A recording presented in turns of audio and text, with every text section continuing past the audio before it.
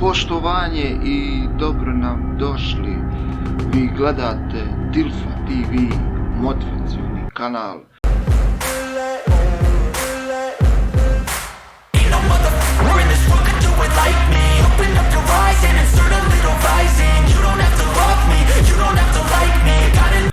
Hvala vam za to i ostanite i dalje uz nas jer danas radimo trening trčanje. To je jedno od preporučljivih treninga.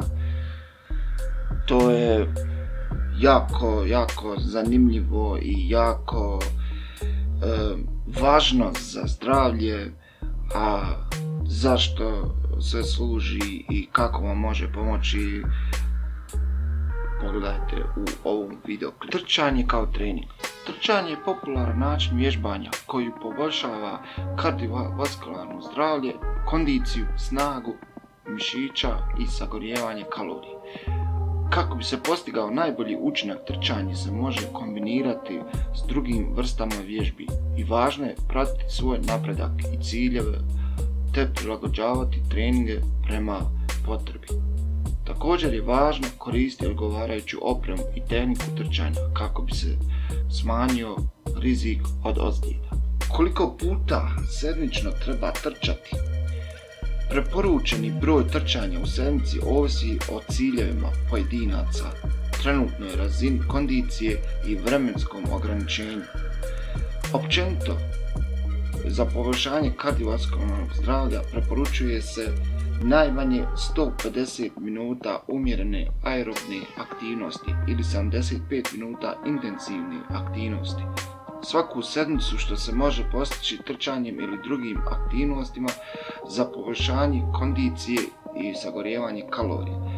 Znači, preporučuje se trčanje najmanje 3 puta sedmično, pri čemu svaki trening traje najmanje 20 do 30 minuta.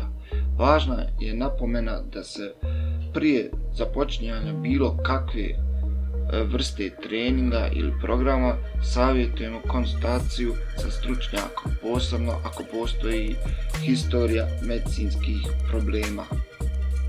Naravno, znači treba se savjetovati sa doktorom i naravno prije svakog trčanja treba zagrijavanje. Nemojte izbaciti zagrijavanje jer to je jako važno za vaše mišiće i stezanje. Zašto treba trčanje kao trening?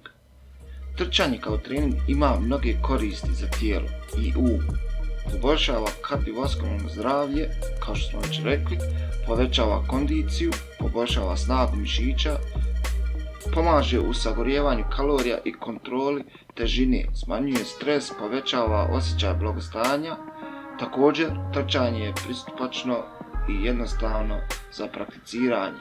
Ne zahtijeva posebnu opremu ili prostor, a može se izvoditi bilo gdje i bilo kada. Trčanje je također prilagodljivo, može se prilagoditi različitim razinama kondicije i ciljevima, te se može kombinirati s drugim vježbama kako bi se postigli najbolji rezultati. Na ovo još mogu dodati da trebate trenirati, ako ne možete sami, trebate trenirati sa drugaricom, ili ako ne možete u vašem trenutnom stanju trčati da počnete sa dugim šetnjama i to pomaže u stvaranju kondicije.